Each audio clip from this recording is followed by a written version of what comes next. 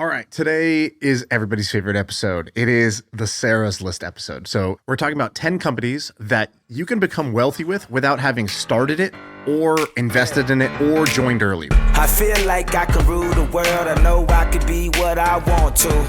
I put my all in it like no days off. On the road, let's travel. Called Sarah's List, and I got a little presentation for you. If you're on audio, get over to YouTube right now because I have slides that are going to be fun. So it's called Sarah's List. This is Sam's wife, Sara.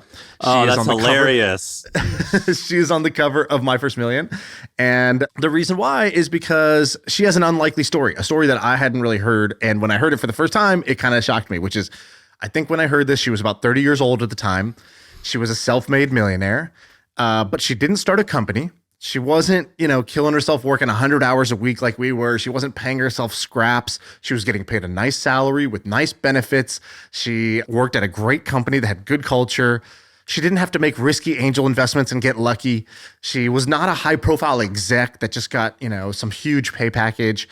And she wasn't lucky like the Facebook graffiti guy that just got a bunch of stock from Facebook and, made $70 million. And so her story was almost incredibly boring. It was incredibly simple. And I just couldn't believe it. I was like, I'm trying so hard to make $1 million here.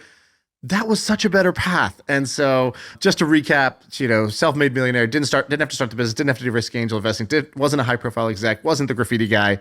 What she did was she joined Airbnb. And so if you look at this chart, this is Airbnb's valuation over time. And there was a period when Airbnb started, that was the high risk period. That's the flat part of this curve. And to join Airbnb then, you had to see something that was not obvious. You had to believe something that took a huge leap of faith. You had to work like crazy in a tiny apartment. There's a fun video, by the way, of them taking like midday dance breaks where they just played a bunch of, everyone stands up from the desk and they're just dancing. You had to do weird startup stuff. There's a guy with stinky feet probably. That's not even what we're talking about, right? She joined after it had crossed, a 10, even, right, Sam? $20 billion valuation? Yeah, and if I remember, they already had that huge office. Do you remember that huge office at 888 Brannan? And yeah. I imagine there was 1,000 people plus working there. It wasn't small. And you and I were living in San Francisco at the time, and it was stupidly obvious. You could have slapped me in the face and said, what's a company that's a winner? And I would have been like, Airbnb is a company that's a winner. It was obvious at the time. I had friends at Uber, same thing. Uber was obviously a winner at the time where they were already multi-billion-dollar companies, but because of the space that they were in and how dominant they were, it was clear that they still had room to run. And what we call Sarah's List is basically a function of using your time as your investment. Most people don't think of their job as an investment decision, but your time, your talent, where you're going to spend 4 years working is an investment decision.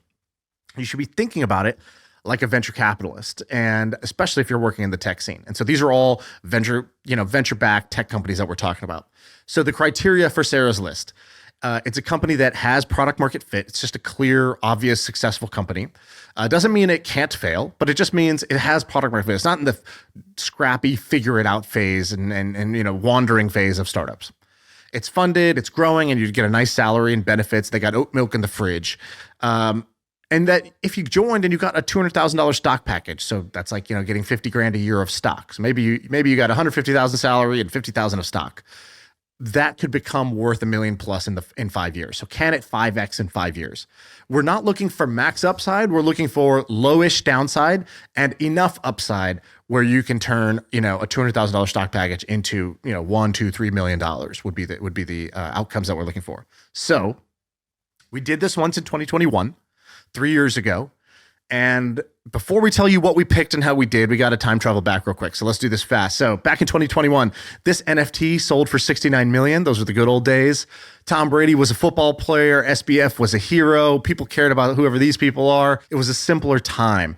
And the stock market was running up. It was on a 10 plus year bull run.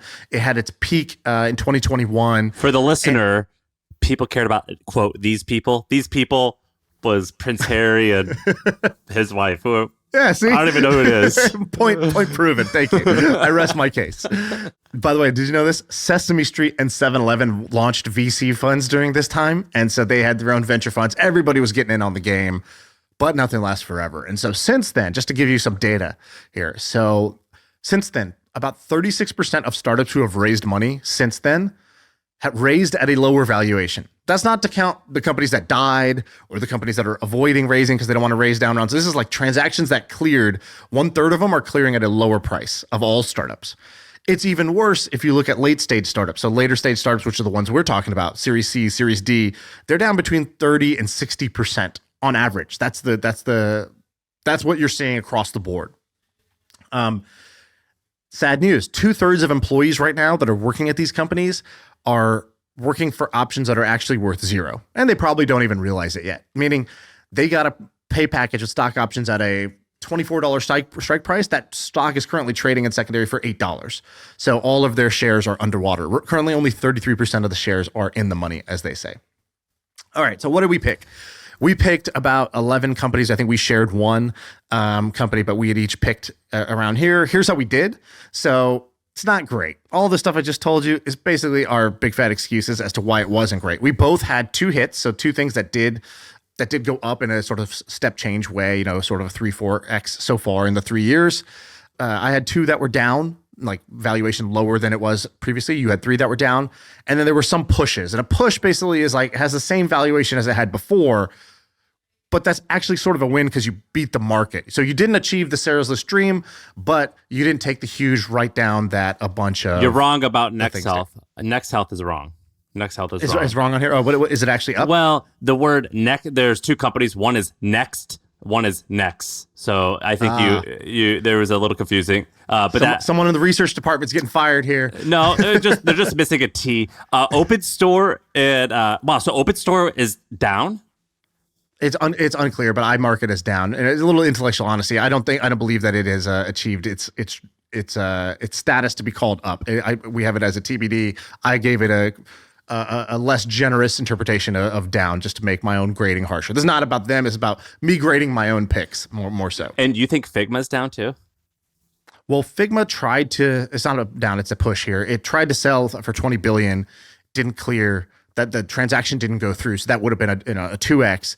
But then the last, I believe, round of funding, and this, by the way, this is not all very obvious, so companies don't always announce their valuations. There's leaked valuations to the media, which are not always true. There's valuations that come with a bunch of strings attached, so maybe you got a good number, but there's all these caveats and liquidation preferences. And a lot of this was, we asked people who own secondary stock marketplaces, we said, hey, what is this company trading at right now? And so it's incomplete information, right? We're doing the best we can here with private stock information that you don't always have. By the way, Sara, my wife, who this is about, had a job offer at Figma like 3 months before their acquisition offer, which had that gone through, I believe it would have been a 2x return based off the valuation. So we almost had a mini hit again, but not quite. Yes, exactly. All right, let's get to the 2024 picks. We're going to try to do better now. The good news is that any picks you made, anything in the vintage of 2021, like I said earlier, all the companies basically got shellacked. Everything got re-underwritten. Everything got corrected. But now where we're at, I think we are at a less hypey period of time. And so this cohort of picks, I think, should be better. But again, not financial advice. Really, neither me nor Sam actually are trying to go get jobs. This is kind of like what we would do if we were going to get a job. Sam did this with Sara when she was looking for jobs. So this is for fun. Let's just put that out there. We're not giving financial advice here. So I have like 5 or 6, but then I got a bunch of other ones that were it's scrap, I didn't quite get to. What do you think is let's say we each bring 5 to the table. I bet you there's going to be at least 3 that we are overlapping on. What do you think? Yeah, 2. I'm guessing 2 overlaps. And by the way, I'll say, I think a good hit rate on this, would be 6 out of 10. 6 out of 10 have a step up where 5 years later, we're not even 5 years after the 2021 ones yet. We're only 3 years in, but 5 years later, that they're sort of like a 4 or 5x in valuation. If 6 out of 10 did that, I think that would be a great thing. I think 3 out of 10 would be sort of the lowest bar that I would accept. All right. You want to go first? All right. I'm going to go first. I'll start with an obvious one. It's probably one that you have too. OpenAI. And by the way, there are no bonus points for difficulty in business. The fact that everybody knows OpenAI, I'm not trying to give you a secret company, a secret stock tip you've never heard of. The point of this often is that the companies that are going to be big juggernauts are hidden in plain sight. So OpenAI currently valued at $103 billion. It's doing about $3.5 billion a year in revenue already. the bull case. So what do you need to believe if you're going to join this company that you think it's a Sarah's List contender? It's the first credible Google competitor in about 20 years. It is something that actually could replace search, which is like, when people need an answer to something or they need help with something, where do they go? It's the fastest growing company ever. That's nice. So it took them, 2 or 3 months to reach 100 million users. It's 5 times faster growing than the next fastest product ever. It reached 3 billion in revenue in the last, it's in like 3 years. It's pretty crazy. And it's unique because it's an enterprise company, it's a consumer company, and it's a dev tools company at the same time. I think that's pretty unique and gives it a lot of upside. What you would be worried about if you were looking at OpenAI is it's probably the most competitive market on earth right now. You are getting competition from the most well-funded startups of the most brilliant people, as well as the biggest tech companies in the world, Facebook, Google, Amazon. Everybody is coming after this market. So that's the downside is, will OpenAI retain their lead or not? Yeah. The problem with OpenAI, can you get a job at OpenAI? Not only is it the most competitive, not only is it the most competitive space, I imagine they have to have one of the more competitive job applicant pools. Dude, I read some crazy stat that Tesla has something like 50,000 people a day applying to work there. And I have to imagine that OpenAI, it's somewhat similar, where they are just inundated with applications. Well, yeah, but we're talking our listeners, the cream of the crop here. This is the creme de la creme. So yeah, of course they can get a job wherever they want. So will OpenAI 5x the current valuation? Yeah. Yeah. Yep. I agree with you. All right. You want me to do one? Mm-hmm. All right. I've got one called Retool. Do you know what Retool is? I know Retool. I use Retool, and I wish that I invested in Retool. I tried to invest in Retool early on, and I missed it. I'm not a user of it, so it actually would be best as a user explain what it is. So every technology company has the same situation that they would all homebrew a solution for. The situation is you need a back-end admin panel. So you have this, I'm sure, with Hampton, where we need to add or remove a member, or hey, this person changed companies. They're asking if we can update their thing, or hey, can we change their membership status from active to suspended, or whatever, some admin function that you need to do. And it doesn't come out of the box with whatever, you're using 10 tools to run your business, but this is what's the tool for your business? And so Retool is a simple way to make the admin panel for admin system for your company, where anybody in the company who's not a developer can actually go in and add, remove, make changes to essentially the database. That's the simplistic way of saying it. It's basically a back-end tool for any business that you can customize, and your developers can build once so that anybody in the team can use. So it's an internal tool. And here's this crazy stat. So the founder, his name's David. David's a baby genius. So David started this when he was at the University of Cambridge, when he was 21 years old. And he's got one of these stories where he basically, before this business, he had a payments app that I think did okay, but whatever, he quit working on it. But when you see a 19-year-old kid do that, you're like, okay, you have a payments app at 19, you already won. Yeah, and you're going to one of the best universities on earth. All right, something is interesting here. He gets into YC, comes up with this idea, and here's this crazy stat. 50 or 60%, between 50 and 60% of all software in the world is internal facing tools, meaning employees who use internal facing tools.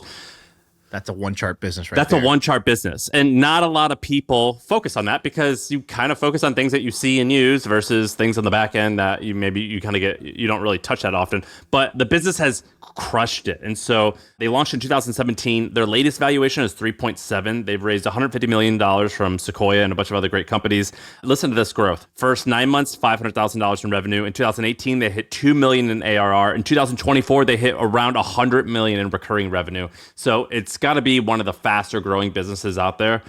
And I've been watching interviews with this guy, David, the founder. Dude, he's amazing. He's an amazing company. So at a valuation of 3.7, I think there's room to run. I think there's a 5 or 10x potential here. That's got to be a huge business, but the market is just massive, and I like the guy. I think that's something we're going to see in a bunch of these, which is that the CEOs seem to be remarkable in all these businesses, and that's just, if you're going to make a bet on a private company, you want to be at one with one of these all-star CEOs. my Retool story, two lessons learned here. One, invest in your P&L. So I had this problem. We were always trying to build these things internally. The devs never wanted to work on it enough because it's an internal tool. So who cares? And when we got Retool, it was like, oh, this is great. This is a no-brainer. And so the first lesson I always remind myself is the best place to invest is in your P&L, meaning look at your expenses and go figure out which of those companies you think other people, like you wouldn't want to cancel and other people are going to have as their expense too. Go invest in that company. Retool was one of those. And then second thing was, once we got acquired by Twitch years later, so the first one was probably 2017, 2018. The second one was 2020 or 2019. I'm at Twitch. And Emmett, who was a YC partner, was like, I was at a meeting or he was coming to a meeting with me and he was running a little late. And he's like, oh yeah, sorry, I was doing office hours with this YC company that they just hit this point. He's like, there's this thing that happens where you go through YC, it's all good. Then you have after YC where, you're just like, you're back to being like a normal struggling company. He's like, and then sometimes you hit this inflection point and shit just really starts to work. He goes, yeah, this company Retool, this is really starting to work. When when a really smart friend tells you that something is hitting an inflection point, like drop everything and go hunt that down. I remember at the time thinking, I shouldn't invest in this. And I saw the guy, David, in the cafeteria because he had just met with Emmett and wearing his Retool shirt. And I went up to him and I was like, nice shirt, love Retool. And then that was it. That was all I needed was that third Was he like a little just, guy? Like, how do I invest? He was young. I think he was like a college kid almost. Yeah, he looked like he just could have been any employee at the company. It's just he was wearing his own shirt. Anyway, so Retool, I like the pick. Valuation is high, so I think 4 or 5x is tough from there, right? To become a $15 billion company is tough, but I think it's a really good company. All right, let me give you my next one. The next one, Mercury. You're nodding. Do you have this one? It was on my, I had it on my list and then I removed it because I thought you were going to pick them. I did pick Mercury. So Mercury is a company that I use. So I'm look at the tools you use that you don't want to change. So I use Mercury for, I think not 1, 2, but like 6 of my companies now. It's just an amazing product. So the valuation is still in that sweet spot range where it's, I think it's 1.6 billion right now. So the valuation is, here's the bull case. Here's what you need to believe. It has a rare combination. Well, hold on. Yeah. So Mercury is just a bank that is built for small businesses and it's easier and simpler to use. It's basically just a normal bank, just easier and better. If you're a startup and you need to have a bank account, which every startup does, you can use a bank from like, Bank of America or whatever, like, some traditional bank where you're going to use their product and it's going to feel like, a bunch of 50-year-olds hired some web shop to, outsource this tool that they needed, like the second class citizen. Whereas Mercury is like, oh, a founder made this. I get it. It solves all of the problems that a founder would have. I get it. And it's true. Imad was a founder of multiple startups before he made this. And now it's like the best product for startups. So product's amazing. It has a rare combo. It's growing fast and it's profitable, which is great because a lot of the companies that get written down or the risk comes from they're not profitable. They're burning so much cash that if the growth ever slows, all of a sudden you get this huge discount in the valuation. So the fact that this is profitable means there's a margin of safety here. Silicon Valley Bank used to be the bank of choice for Silicon Valley startups. It imploded. It was a $34 billion company with $7 billion in revenue 2 years ago, and it imploded because they mismanaged risk. Nobody has really replaced them. I think Mercury is the best position to replace them. So if you think about like what's the shoes they could fill the SVB shoes as a $30+ billion company. They're the category leader. I saw this great quote from a Sequoia partner. He said the category leader in any category tends to get something like 75% of the revenue and 50% of all profits that are going to be in a market, which I don't know if those numbers are exactly right, but it's directionally correct, which is that the winners of every category take this lion's share of the rewards. And I think they have a good moat. I think they have a great brand. It's letting them get customers, for free, and regulatory moat as well, which is, this is not a simple thing that any person could go start. There's a lot of obviously like financial compliance and regulation. Now, one thing to caveat, we call them a bank. That's because to the customer, it feels like a bank. Technically, they're not a bank. Who do they use? So they use like Choice Bank, I think, and Evolve Bank underneath. So they're what we call like a neobank, just like a finance platform, basically. And the bear case, the other thing that, the worry would be, can they grow with their startups? So some products are great because you get them while they're young and you grow with them. And other products, you get them while they're young and then they graduate off you. And as soon as they become really valuable customers, they take their business elsewhere. I think they're going to be able to grow with startups, but that would be the risk here. I didn't find, honestly, much of a bear case. I don't know if you have a yeah, I've got a bear case. Here. I think I almost always bank with Chase because I've just always been afraid of, can I access my money? And it happened recently where a lot of people were using Mercury not to shit on Mercury, they were using lots of different things, and they couldn't get their payments out or their payroll out because of the banks weren't working. Bank, yeah. And SFB was one of them. They're no longer in business because they're this huge company that mismanaged a bunch of stuff and it didn't work out. And so, I think that's a massive bear case. I think that the reason I bank with Chase is because if Chase would go out of business and have the issue that Silicon Valley Bank had, America would basically go under.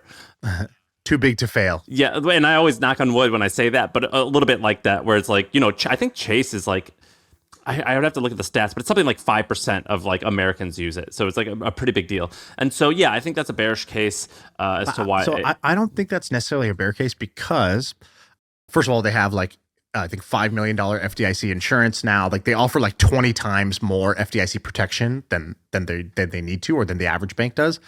So I think they've got some features that help with that. But the other thing is, like, I think the proof is in the pudding, which is that if while it's understandable to say, I choose to go with a too big to fail bank, if you just look at kind of where the startups are voting with their feet, this thing is growing so fast that obviously people are making that choice already. So it's not like a future scenario. It's like today that choice exists and people are making the choice to go to Mercury. So I don't see a reason why that would change later necessarily. Like usually when I think about a bear case, like what could go wrong in the future, whereas what you're talking about, which is maybe people just prefer to use a traditional kind of 100-year-old bank because of the track record.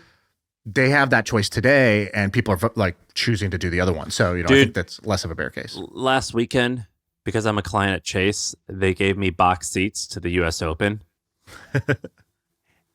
And it totally worked. I'm going to bank with Chase for as long as they'll have me, so long as I get tickets to the US Open. So as soon as Mercury starts doing these wine and dine perks, they ain't shit. Like, yeah.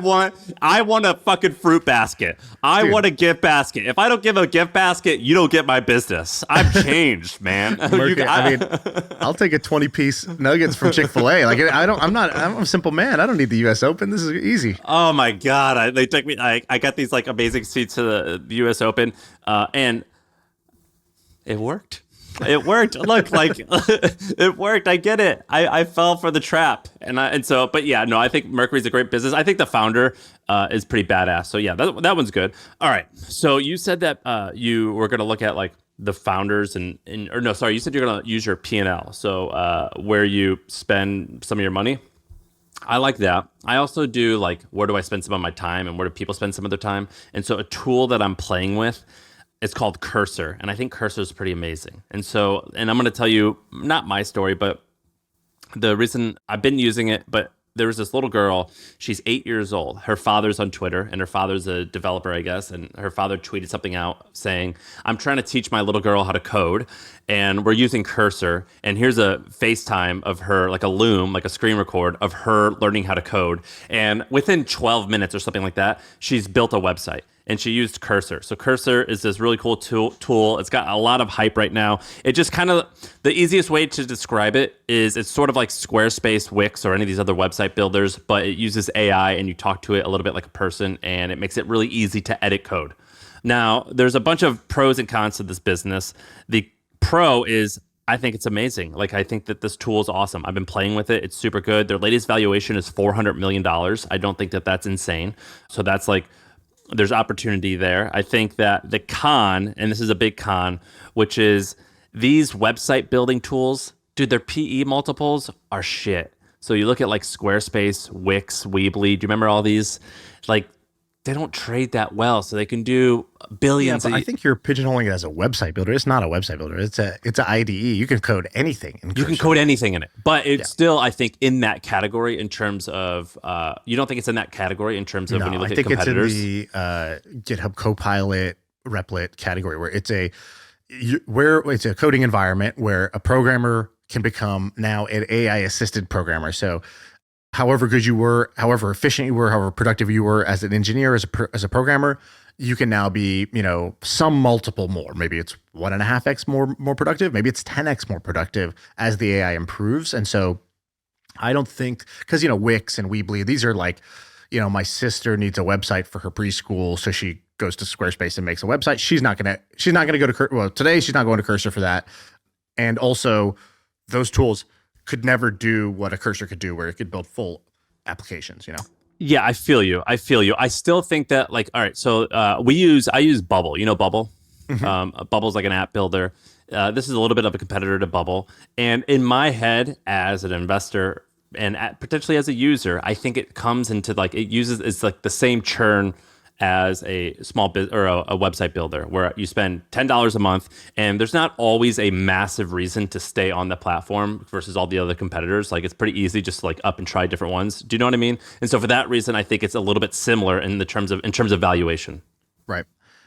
Okay. I looked at Cursor very close. In fact, they were on my first draft of companies to be on here. But then as I did more research, I went with another company that you'll see at the end of this. So, okay. But what do you think about Cursor for a $450 million valuation? What do you think? I think you're getting high upside, high downside there. Cause, that valuation's not based on revenue.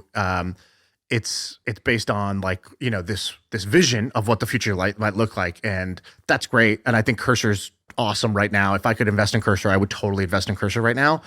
But I think it is more risky than some of the other ones we've talked about so far. I think that's true. They're at a $10 million run rate, I believe, or I don't know if it was run rate or that's actually what they did in revenue. But yeah, it's tiny compared to their valuation. What do you have then instead? What's your competitor to it?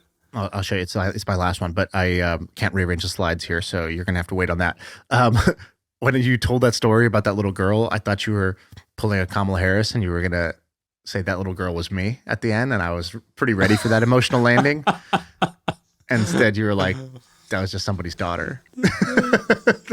I just follow grown men's daughters on Twitter. I don't know. It was like, where are you getting your tech advice? Dude, it was, did you see that video?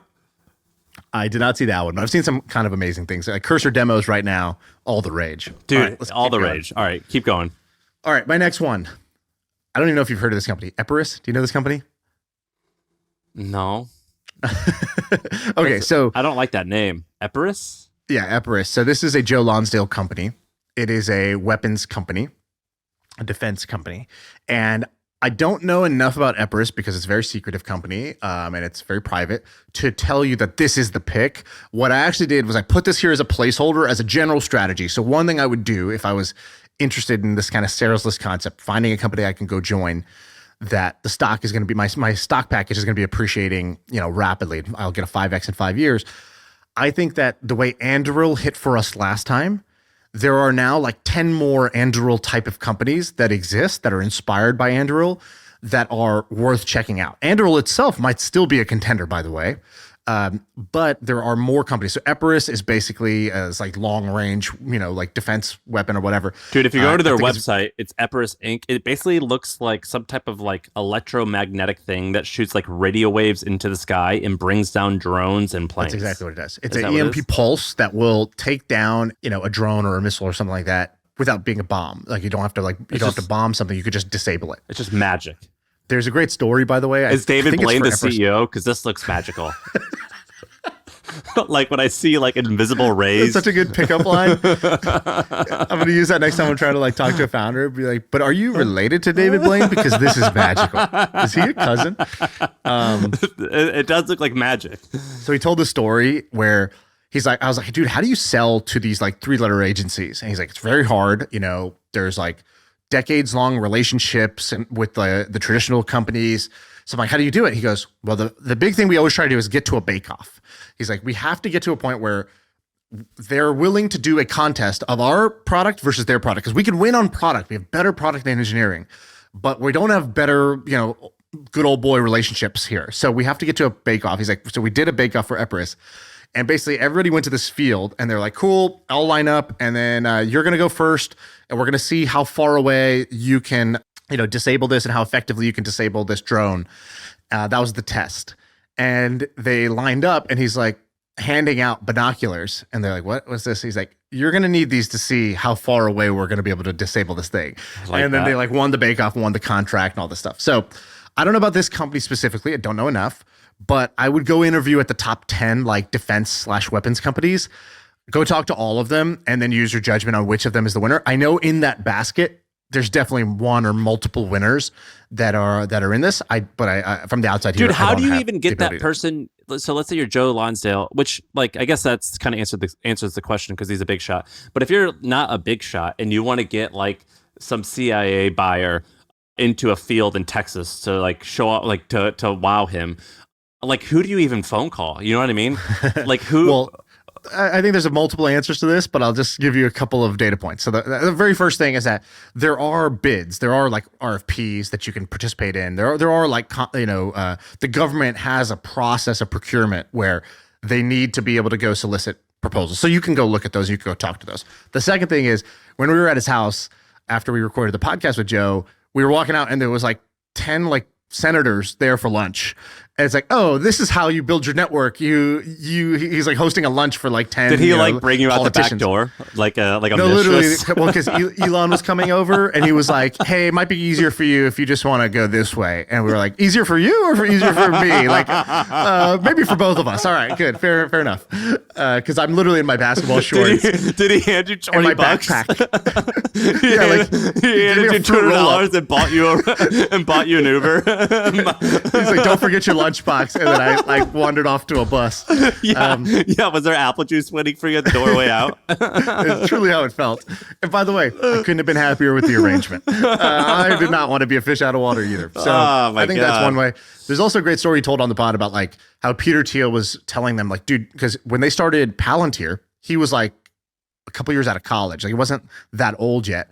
And he had like a lot of like, kind of like the pride and hubris of like a tech kind of like genius type of person. And he is, a genius genius level person. But going in and saying, you guys are dumb, we're smart is not the answer either to sell to these things. And so they hired this guy, Alex Karp, who's still the CEO of Palantir. And one of the reasons why was like, this guy was just like very, very good with relationship building, with networking, with being accepted by these buyers. And he recruited like ex-government people to be like door openers, like warm handshakes to help them get in the room. And I think that's how they got Palantir. I want to do an entire podcast next time just on the New York Times article on Alex Karp. Very funny. Very good. Very interesting. Yeah. Exactly. Very good. All right. I buy into that.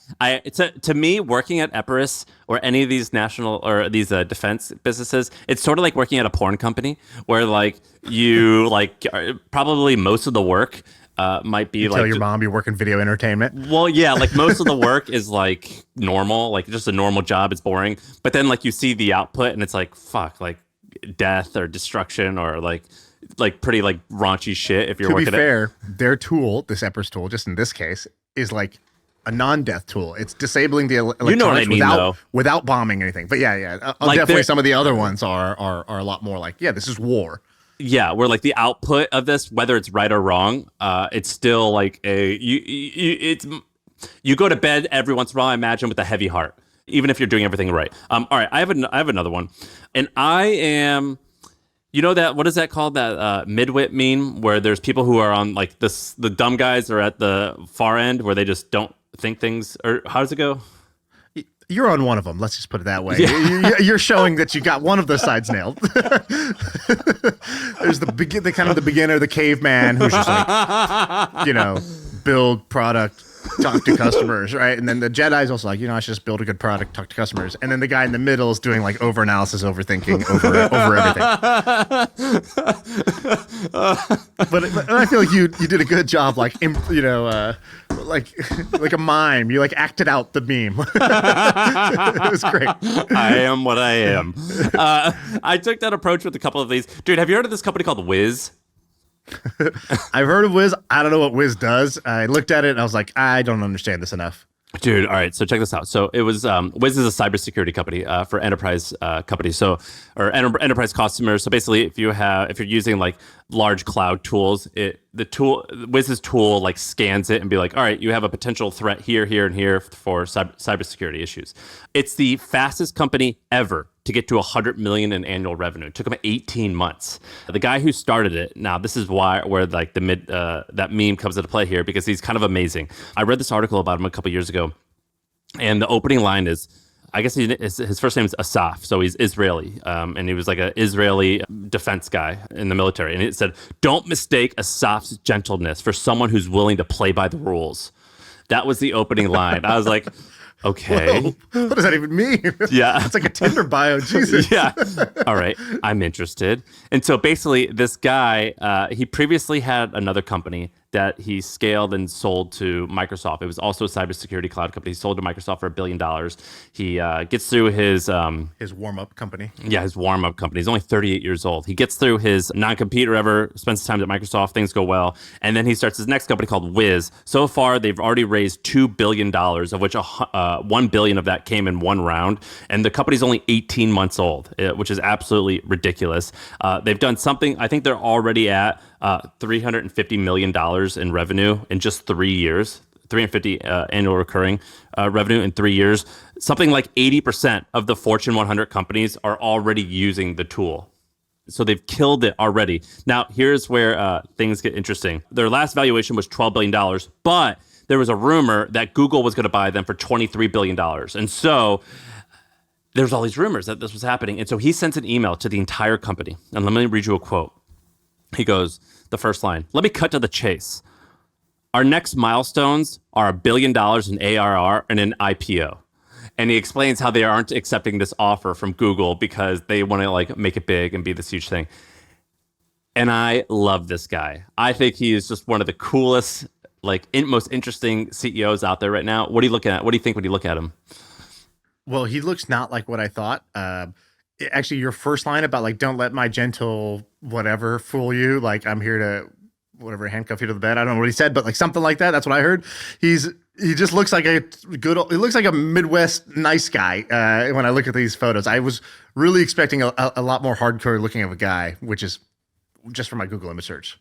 Dude, when you see a guy wearing a t-shirt who sells to like suits or the NSA or whatever, like these like big shots, I think that like you're secretly very dangerous. Like you know what I mean? Let me tell you something here. So, okay, so check this out. There's a part of the Wiz story that I think is pretty interesting. First of all, interesting pick. I think they have such a high valuation that you're really betting this is like one of the mega cap tech companies to do this. Okay, fair enough. The thing that scares me is anything that grows this fast. You know, what goes up must come down in a way. It's not as Lindy. It's not as, you know, when something is a slow compounder, you actually trust it more than a explosive, but not like doesn't have a long track record. Dude, but that's the goal of this thing is things that could 5x in 3 years. That's fast growth. 5 years. Yes. Whatever. Yeah, true. But I guess what I'm saying is like, it might be priced in. I don't know. So let me tell you something that's interesting about this. So when I saw this company's growing so fast, there's a natural question of, well, how? Have you heard about the story about this guy named Gilly that's associated with Wiz? No, but I'm in. All right. So who is Gilly? I don't even know how you say his last name. Rananan, something like that. Gilly Rananan, let's call him. Dude, all these guys, by the way, they're Israeli, like special force guys. Yeah. So this guy's ex-Israeli military intelligence. Yes. He also invented CAPTCHA. He invented WAF, which is web application firewalls. He did a bunch of other stuff in cybersecurity. He was a partner at Sequoia, very well respected in the cybersecurity world. And he started a VC firm called CyberStarts, and they're the first investor in Wiz. Now check this out. So let me just read you this excerpt. The numbers for the VC fund CyberStats are phenomenal. The fund that specializes in cybersecurity, funded by Gil, only 6 years ago. Here's how it goes. So 22 companies, combined value $35 billion. 5 of the 22 are unicorns, so a higher hit rate than YC. First and foremost is Wiz, who's breaking all the records. 4 of them were sold in the last 12 months. So, you know, like successful exits for a total amount of $1.5 billion. In the last 3 months, their companies have raised $1.8 billion, blah, blah, blah. His portfolio shows an IRR of more than 100%, which is, unusual for even the best performing funds. Not a single company has failed so far in his portfolio. And it is currently ranked in the top 5 of all VC funds in the world due to these achievements. Okay. So then you say, well, hold on. What's working? What's actually happening here? And then you say, there's something called the Gil Rananan model. And basically what he does is he's got this mafia of the chief the CISOs, so the chief security officers, at all these enterprise companies, and they're all in his pocket. They all respect him. They think he's got the Midas touch. He's done so much in the space. He builds a relationship with them, but then he makes them essentially partners, like carry partners in his fund. And so what he does is he basically has this like a bribery network, is what my understanding of this is. Not what they called it, but like this is what was published. Corruption's awesome. It's causing so it is referred to as the Gil Rananan model. It is causing more, I got to stop saying this guy's last name because I'm probably butchering it. Cause more discomfort amongst Israeli competitors and portfolio companies, which are all jealous for obvious reasons. It has reached the US where company executives who are purchasing cybersecurity systems are as committed to Gilly as they are to their own company. And basically what he does is he goes to them and he, wines and dines them with dinners and conferences. But according to several sources, he promises teams of fresh graduates from tech units not only investment support in the startup, but initial revenues of $2 million a year. This is usually their first year of revenue, which is intended to boost them above their competitors and help them get the next round of funding. And the way he does that is by using his network of loyal CISOs. And so the first sales come from the loyal CISOs who work with the fund.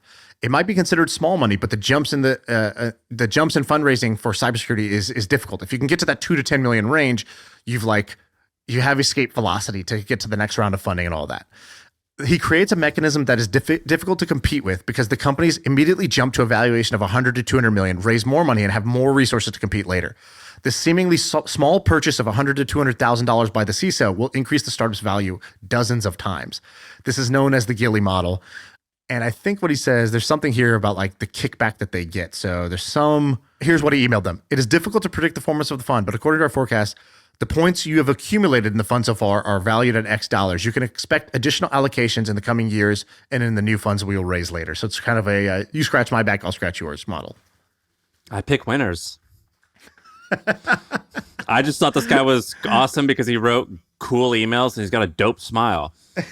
Turns out, there's good reason. The wolf backing him, yeah. Well, a lot of them are from, I think it's called Unit 8200, something like that. It's like the NSA of Israel. And so if you look at like some of the largest security companies, so it's like, I don't want to talk totally out of turn here, but I think it's like Palo Alto Networks and all these like multi-billion-dollar companies, they all came from that unit.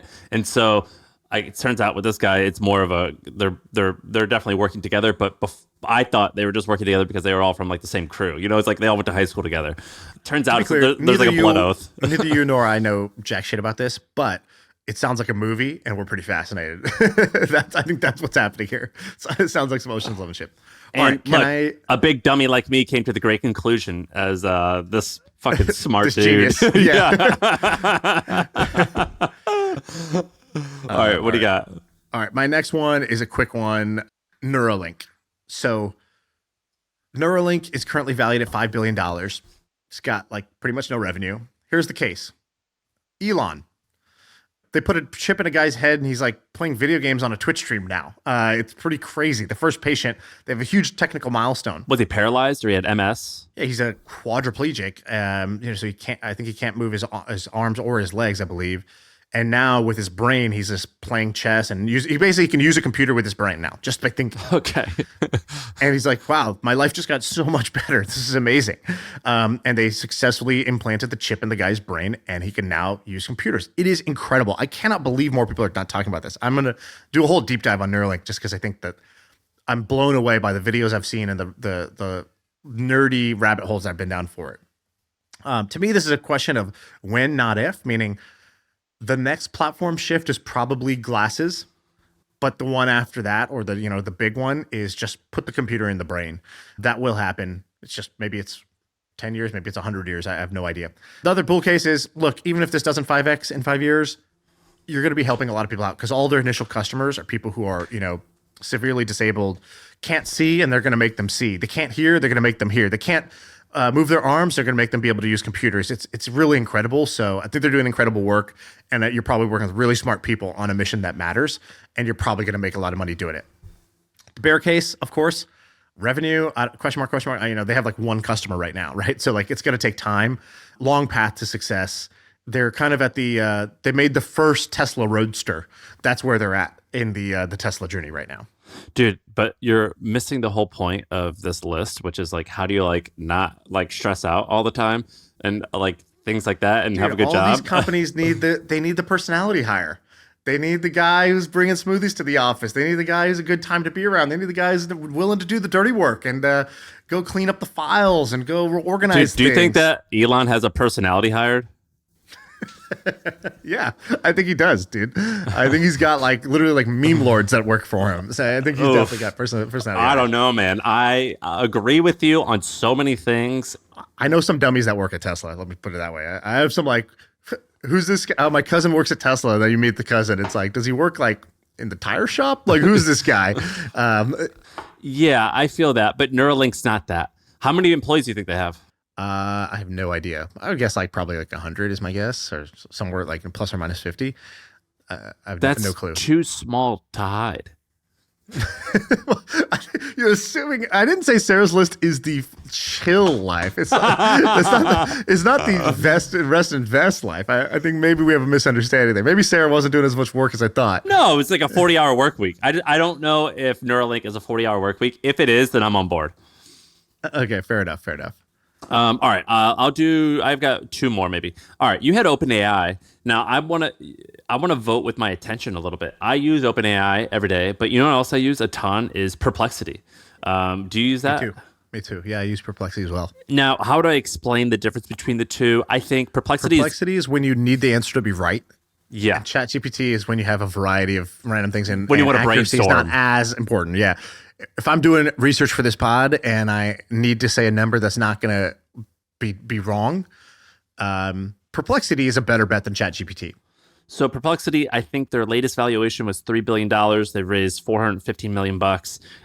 So it's already like very big, but I think the market's huge. I also think when I find like interesting stories about the founders and I love it. So what's the CEO of Perplexity? I know how you spell it. Arvind, I think is his name. Aravind. All right. So there's a funny story about Aravind. He grew up in the same area as the Google CEO, and he grew up vegetarian, and his mom wouldn't let him eat eggs, the Perplexity CEO.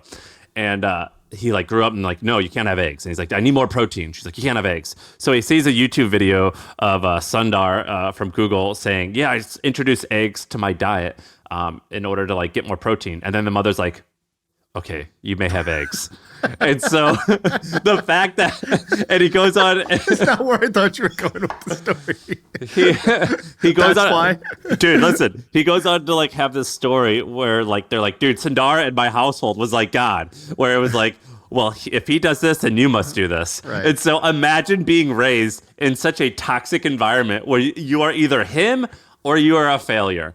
And so far, he's doing pretty good. So, like, that's like Sam being a dummy and voting on a company just because the pattern matching. The founder is trying to like prove his mother, make his mother proud. That's a strong motivation. So, no, but I do think the company is going to get significantly larger. Like the episode of like Always Sunny where Charlie's trying to date and they're like, Charlie, what about her? She's great. She's got a good job. She's nice. He's like, she doesn't like milk. And it's like, what? Charlie? It's like, no, she's lactose intolerant. It's like, they basically, it's like, what is your criteria, Charlie? What are you doing here? Is this a ridiculous pick or what? No, I think a lot of people would say Perplexity. So I don't think your logic, I think, is ridiculous. I think you somehow are landing at the same conclusions as the geniuses, but the way you get there is unique. I would say. No, I picked it because I use it. I like it in terms of getting. What's the valuation right now?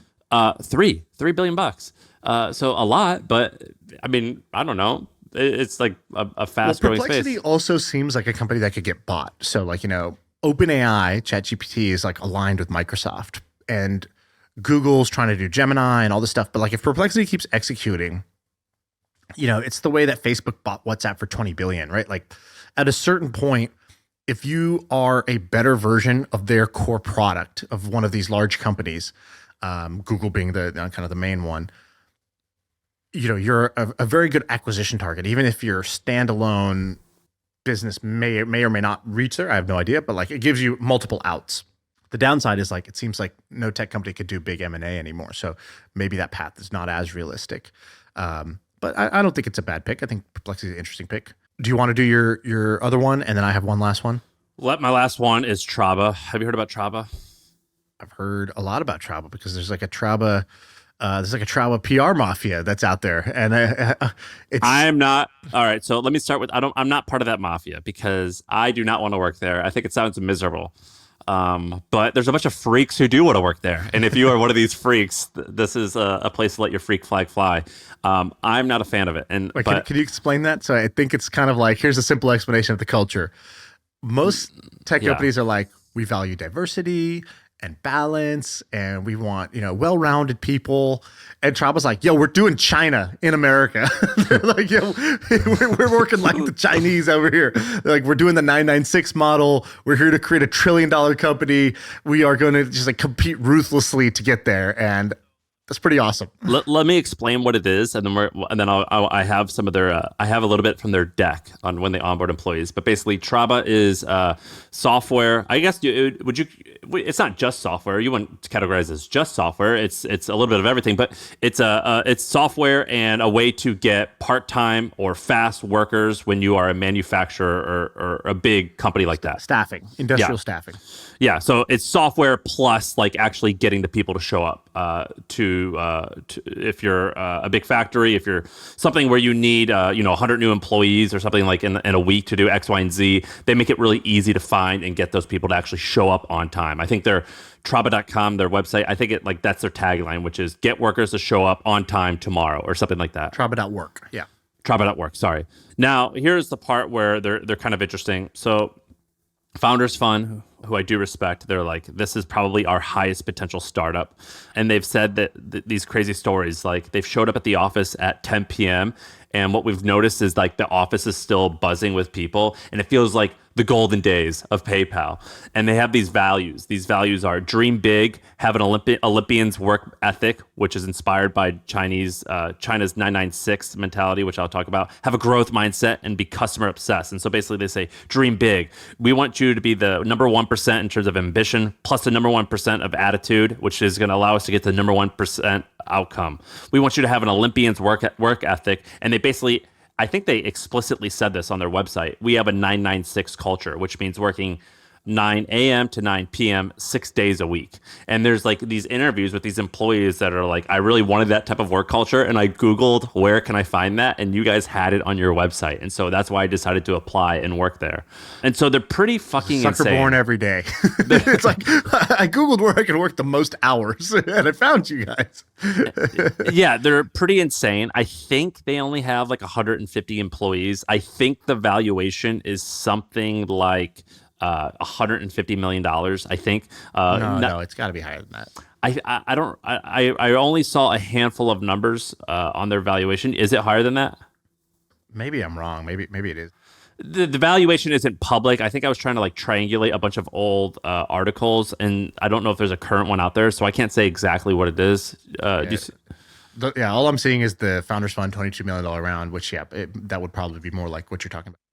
So it could be worth more. I don't have the information. I just am doing a bunch of guesswork out of just articles that were live. But people say that it's growing like 5x per year, which is like huge. And a lot of smart people who, even though I think they're douchebags like Keith Raboy, they're behind the company, and they're definitely smart. Yeah. Okay. All right. I like the pick here. I didn't realize their valuation was what it is. Looks like it's around 200 million. Yeah, I think this is a bet on people, right? So I think the people behind this company are pretty remarkable. They do seem like the Olympians of founders. Now, the market opportunity is difficult here because there's a lot of companies that get valued as tech companies that are actually something else. WeWork was valued as a tech company, but it's actually a real estate company. There's e-commerce companies where they're, D2C companies where they were valued like they were tech startups, but they were actually, selling suitcases and shoes and things like that. And eventually those corrections do come. And so I think the question here is like, is it a tech company or is it a staffing company that uses tech and started by tech people? I'm not in the weeds enough to know, but I do know what you said, which is that they seem to have a very unique culture. It seems like very smart people are very bullish on them. And it seems like the founders are in that elite level of both ambition and drive. And those are good things to bet on in general. But you did definitely just hypocritically tell me that like two of my picks were too hard to work at, and then you picked like literally the one that's like, yo, our thing is that we're the hardest to work at. Yeah. Yeah. All right. Yeah. Moving on. All right. What do you have? All right. My top pick, my finale. I don't want a drum roll because it's going to seem anticlimactic because it's the same company I picked last time. That was not a winner in the last one, meaning it didn't 5x Was that in the Replit? last one. It's Replit. Oh man. I think I am more bullish on Replit than any tech company right now. Are you so bullish on it that if you could bet all of the money that you have into that company, you would do it? No, I'm not foolish, but I would. I did invest in the company, and I then, on top of my fund investment, I wrote a personal check on top of that, which is probably the only one I've done that with. So, you know, my actions do line up with this, but I wouldn't bet all of my money on this because I don't need to do that. So here's my case. So 3 years ago when we did this episode, Replit was at about a $1 billion valuation. It had 5 million developers. At the time, it really had no like AI story or tailwind, and revenue was small to non-existent. What was it then? They don't announce, they don't say, but it's because it wasn't a priority and it wasn't meaningful. So now everything has changed except for the price. So the 5 million developers has become 20 million developers. No AI tailwind has become a huge AI tailwind, and small revenue has become scaling revenue. Amjad came out and said 2024 has been our commercial year. Like revenue is scaling rapidly. Dude, what's it do? Okay, so what does by the way, here's do you know the Replit story? It's kind of amazing, to be honest. So the Replit story is Amjad grew up in Jordan, which is a place I've never been, and it's sort of this like, you know, the world is very large and there's talent everywhere, but the opportunity is not as evenly distributed. And so he used to love programming, but he didn't have his own computer at first. And so he would go to internet cafes, basically borrow a computer, and he would code, he'd learn to code.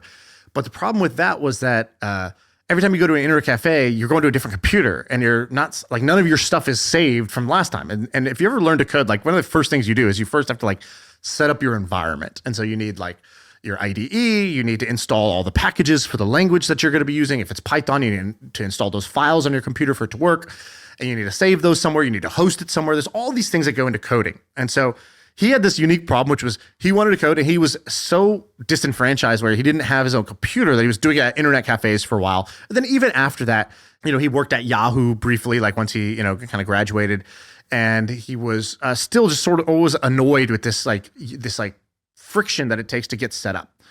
And so he, as a side project, created this thing that was it was called something else, REPL something at the time. And REPL is this like programming term, but basically what he wanted to do was he's like, can I make a cloud-based programming environment? Basically like my environment, but instead of it being local to my computer, have it be in the cloud. It's because he saw Google Docs. He's like, oh my God, Google Docs is amazing. This is, instead of having to have Microsoft Office, have this software on my computer, have the file on my computer, I can just go to any computer anywhere, go to a doc. The whole editor is built into the website, which is amazing. I didn't even realize websites could do this. And wow, multiple people can like edit the same Google Doc at the same time. This is incredible. Can I do that for coding? So that's where he started. And so he built it as a side project for many years. So he worked at Yahoo as a side project. Then he worked at Facebook, and it was a side project. He worked with the guy at Facebook on the team the infrastructure team, and the guy who created React, which is like now like, you know, the huge programming framework React. And somewhere along the way, like Replit basically starts to get a little bit of momentum. It gets like 100,000 users as his like side project. And he worked at Code Academy, and Code Academy was teaching people to code online, and they discovered his project. They're like, dude, some random guy from Jordan created a programming thing that like all of our customers who are coming to learn at Code Academy, they could just code in the browser. They don't need to have like their own thing. And so it's a side project for many years, and he wants to make it a main project. You know, he's not taken very seriously. He can't raise any money for it. And he applies to YC 3 times. He gets rejected 3 times. And after getting rejected the 3rd time, he's pretty, you know, discouraged. He's like, all right, man, whatever, FYC, who cares? But the thing was that developers really thought this was cool because it was like kind of a technical achievement to do this. To do this, he had to like write his own compilers and write his own shit that like would work in the browser. It worked with any language. And so there was, for example, a Atlassian created a competitor to this called Glitch. And Atlassian had like a good track record of like Trello and Jira. They built like developer-friendly tools. So Glitch comes out, huge PR move, raises a bunch of money, and they said, it's coding in the browser. He's like, oh no, they're doing it. He goes, but they're like, it's all JavaScript because JavaScript is everything. And he's like, well, I made this choice, this technical choice to support any language. And these guys are saying it's all JavaScript. And initially they got this huge boost, but he started to notice that like this little language Python started to get really popular on Replit. And he's like, I think they're missing the boat. I think Python is the thing. And Python became the language of choice for machine learning. It became the language of choice for backend development. It became the language of choice for a bunch of like big waves. And he was the only one that could support Python. So Glitch ends up dying. That Atlassian company ends up failing in it. He just keeps chugging along. And so along the way, he had this like kind of indie support. So it was used by a lot of students, a lot of teachers, a lot of coding boot camps. But that was kind of looked at like a toy. Like, oh, that's cute. But those are just like beginners who have no money, who whatever. Yeah, I'm reading about him on Hacker News. Like he was controversial there, but a lot of people loved him. Some people disliked him. Is he aggressive? Early on, he was really loved on Hacker News. Not him, but like Replit was really loved because it was like kind of cool that you could do this, and it actually worked really well because he's a great programmer. And one person who was reading Hacker News really liked it, and that person was Paul Graham. Now, Paul Graham had retired from YC. He was living in the UK in this like mansion, and he's not a part of YC anymore. And Amjad got rejected from YC 3 times. But Paul Graham was like, dude, I think this is awesome. And he tells Sam Altman, who's running YC at the time, he's like, you got to talk to this company, Replit. So he goes to meet Sam at the time was a hybrid office of OpenAI and Neuralink. Before OpenAI was a big deal, back when OpenAI was just a research nonprofit. And he meets Sam, and Sam's like, hey, I don't know anything about you, but Paul really likes your thing. And he wants me to check this out. And you know what? You should just like talk to Paul. He told me, but like, I'm not the guy for this. You should talk to Paul. Here's his email. So Amjad ends up trading emails, like long emails. He said like, I should turn this into a book someday of like my emails back and forth with Paul, like the philosophical foundation of Replit, which was like, what if you could enable like 10 times more programmers in the world? Because this whole thing was about opportunity. So how do you make a programmer who doesn't even have their own computer, who doesn't know how to start, who doesn't know how to like get everything installed in their environment, all this stuff? How do you decrease all the friction? And eventually, and even in his initial like plan was like, we'll have AI that will help you code. It'll be your programming assistant.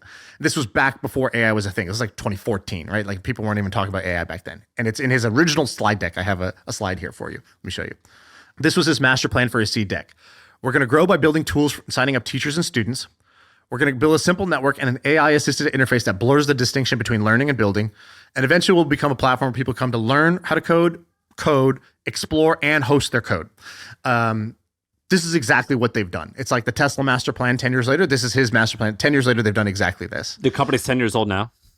More than 10 years old, basically. I think he started this stuff like before 2014. And so, is it but it was a side project for a long time. Only became like a full-time project. And there's like, he shared the email like, hey, got rejected again from YC. And he's emailing Christina, who was his first investor. Christina is the founder of Vanta, another company I was going to put on this list. She wrote the first check into Replit as a scout. And Vanta is a company that, in 5 years has reached $100 million. She went through YC, but the way she did it was she just YOLO'd it. She just like moved to a city, and he writes this email to Christina. He's like, got rejected again. Hard to raise money right now. I might just YOLO, just move somewhere low cost and just start building this thing. That maybe was what I'll do. And so look at this chart now. So this is Replit developers year over year. It's literally like a perfect hockey stick. And Paul Graham posted this, and he's like, the crazy thing about this is that this is an impressive chart for any company, let alone a company where the users are developers, meaning all of these developers are going to build things that has their own user base. That is crazy. And so this is the growth. So back when we did this in 2021, we were here, and now we're here. How many developers are there? So GitHub has about 100 million users. Wow. By the way, GitHub, some crazy stats on my research of GitHub. GitHub is used by 90% of the Fortune 500. It probably has like the most enterprise penetration of anything besides Microsoft Office. Like Salesforce is 80%. GitHub is at 90%, which is pretty insane. What did they get sold for? So GitHub sold back in 2018 for $7.5 billion. And at the time, they were doing about 250 to 300 million in revenue. GitHub now does about a $2 billion run rate. And by the way, the fastest growing feature, the thing that makes up 40% of the growth of GitHub's revenue growth, is Copilot, is the AI assisted coder that now does, a few $100 million a year in revenue already after, just a couple of years profitably. And so that is the most successful, AI implementation in any company so far is GitHub's Copilot. And why do people 300, 400 million a year product? Why do people dislike this guy? Is he aggressive? Well, he said something which is just like, Hacker News is, when you're the underdog, they love you. And then as soon as they hear your big funding round, they go and they just say how terrible you are. There's whatever. There's people everywhere. I actually included, this is part of my bull case, is they got the kiss of death. Yeah. So it says they raise this money, and then here comes this guy, B. Feynman, who says, this is another company I felt is going to implode. They don't do anything that's interesting, let alone proprietary. The CEO is an ass, and everybody knows it. He acts as if a browser REPL is going to change the world. I have no idea how their valuation is so lofty, but the core technology is so easily duplicated. Yeah, go ahead, go try it. Since the heavy lifting they used to do has become obsolete. So classic hack, go read the launch of Dropbox and Airbnb and other companies like this. This is like, there's always one of these comments at the top of their post that you want to frame. So check this out. This is the AI growth. So the criticism of Replit would have been, great, you're getting a bunch of developers, but they're all young. And how are you going to make money off of students and teachers? And I think the misunderstood part of this, right? Because if you want to find something at a low valuation, it's not that. Low valuation is just another way of saying misunderstood and mispriced. So what it would be misunderstood here? What would you need to believe? The thing you need to believe is that this is a leapfrog technology. So like, I don't know if you've ever seen those graphs of like in Africa, it's like landlines, like landline adoption of phones in your home was like really, really low, or bank accounts was really, really low. It was like, 10% of the population had bank accounts and landline phones. But then, and so you would think, if this is linear, you start with the landline phone, then you get a cell phone, or you start with a bank account, then you start getting mobile pay like Venmo or whatever. Actually, those are easier to adopt because they're on your phone, they're quicker, they're lighter weight. And so cell phones and mobile payments became this like huge adoption. And Africa actually has a higher rate of mobile payments than America.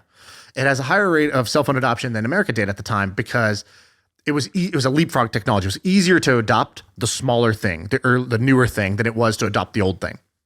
And so one of the things that Amjad said I really liked, he goes, people will, the criticism of Replit is great. Beginner people use Replit because they learn how to code and it's just really easy to get started. And the criticism is that like, you're not going to get like big developers to switch, 20-year vets to switch to Replit. And he goes, the better question is, if I have 20 million, sort of earlier on in their coding career coders right now, and this is a place where they can get started with no friction, build in any language that they want. They have AI Copilot built in. They can host it. They don't need to know how to set up their servers.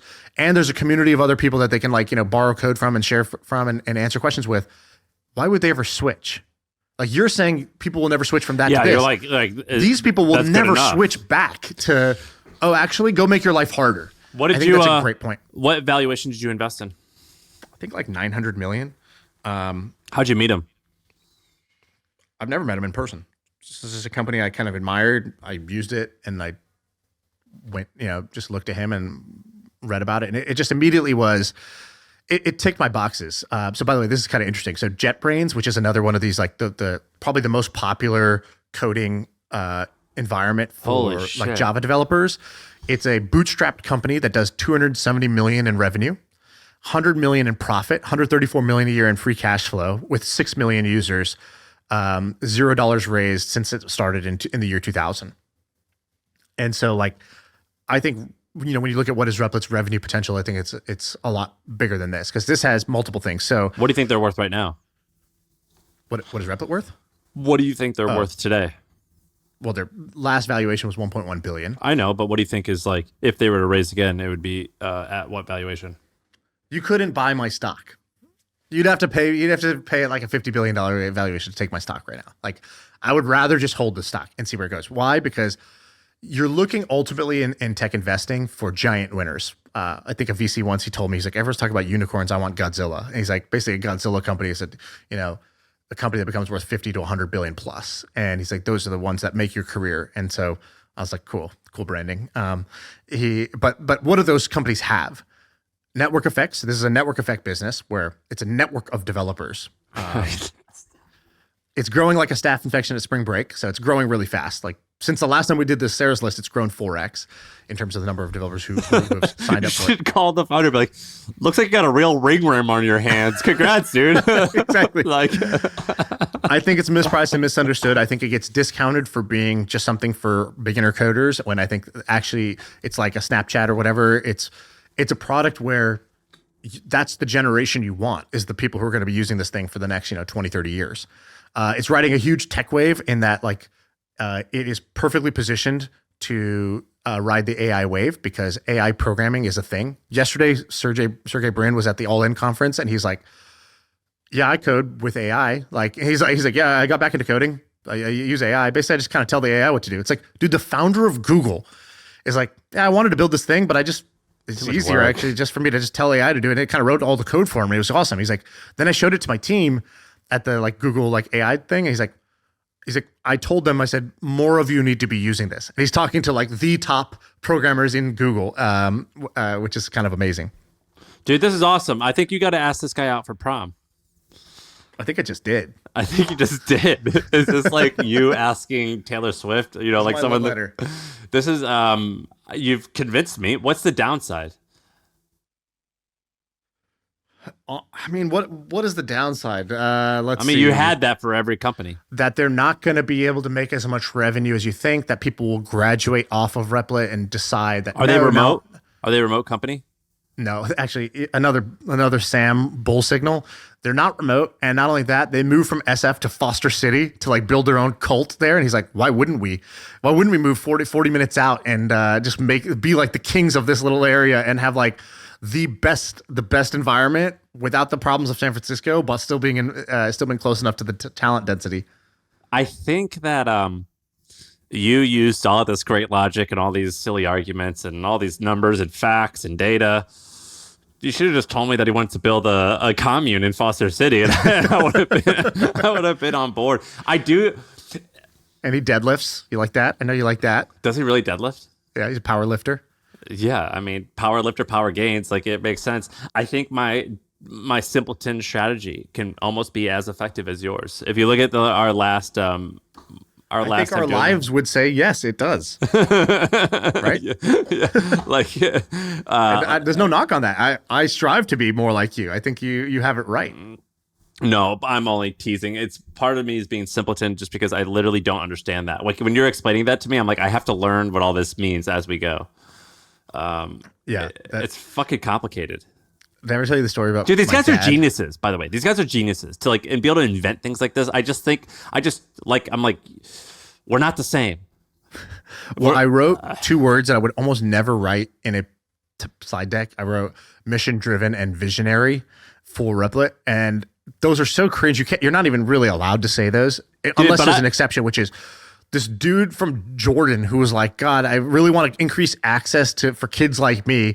Built this as a side project when there was no money on the line. There was nothing for years. Just kept tinkering away, building it. In his master plan from 10 years ago in the seed deck was talking about how he's going to have an AI assistant in your coding terminal that's going to help you write the code, and did exactly what he wrote, 10 plus years ago. That is mission driven and that is visionary to me. Well, mission driven, being into mission driven and visionary stuff, that's only cringe when it's not true. When it's true, it's awesome. Well, it's because it gets abused, right? It's gets used and abused by everybody. There's no earning that badge, right? You just get to use it if you want, which bastardizes it. But you look at something like Neuralink or whatever, and you got to give credit to these people. When there's videos of Elon talking decades ago about the 4 or 5 most important things to do, and he's like, the advent of the internet, creating clean, sustainable energy future, creating artificial general intelligence safely. He literally was saying these things for so long. You don't need to be mission driven and a visionary on world changing things to be intoxicating. That makes it awesome. But you can, like, if I meet someone who's into something like relatively trivial and they're passionate about it, I get like turned on. You know what I mean? 100%. Dude, the Nick Gray episode, it's like this guy, his rockets to Mars is like the 2-hour cocktail party, right? It is helping people toot their harmonica and have a good time for 2 hours and amongst strangers and make some friends. And he is more into that than anybody I know, than probably anybody that there is. He wrote a book about the thing, for God's sake. And then on top of it, even though I literally don't want to do that, like I would hate if I had to host one of those things. I love being around Nick because that energy is so, like you said, intoxicating. It's the perfect word for it. Yeah, when I and so when I see a guy like this Replit thing, I'm like, I don't really care about any of that stuff, but I care that you called your shot and I'm into it. During COVID, when we all had to work from home, I got to hear Brian Chesky give these like monthly or weekly meetings, and he was like in his bedroom and he looked horrible. He looked like shit. Because like his business was like on top of the world, and then it's like, I don't know if we're gonna be in business, and I have like 3,000 employees, and like travel is literally the worst thing on earth. Like Airbnb is paused. And I remember seeing his talks and I thought like, dude, I want to fight for this guy. Like if I was on his team, he has got me bought in.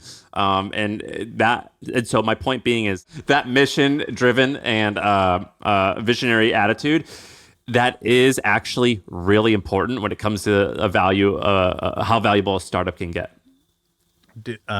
I think it is, if you're making your bet, which is what we talked about, basically taking your time and your talents and betting on one company, a super concentrated portfolio where you're going to, you're getting $100,000 to $200,000 bet that you get to make on a company when you take a job at one of these tech companies.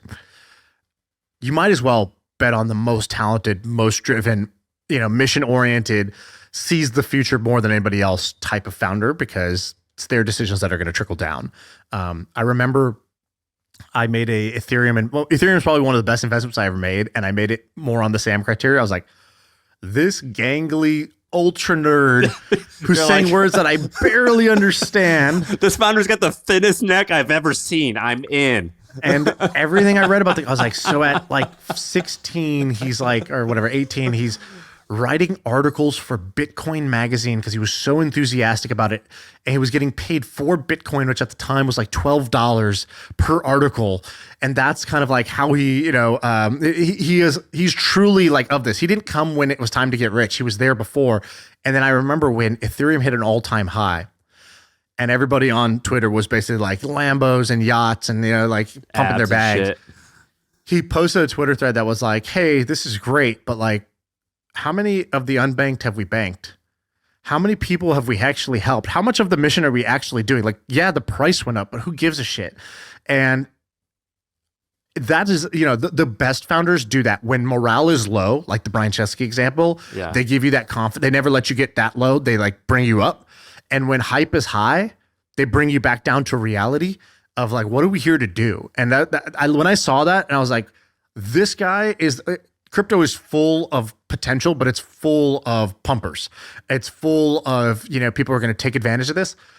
I at least trusted that the person who was stewarding that project was not, to use bachelor terms, they were here for the right reasons. Vitalik is here for the right reasons. He was there to actually, like help humanity and build a free economic system. To use what terms? The Bachelor. You don't know that every contestant. I play sports. I don't watch Bachelor. You're like, I have triceps and biceps. My T levels are over 300, so I don't understand. I could tell you the difference between a barbell or a dumbbell bench press and why each is good. You could tell me all about the Golden Bachelor. Yes, I can. You're absolutely right. Priorities. All right, that's the pod. That was good. Thank you, Shaan. Thank you, Arie. Thank you to everyone listening. I feel like I can rule the world. I know I could be what I want to. I put my all in it like no days off. On the road, let's travel, never looking back.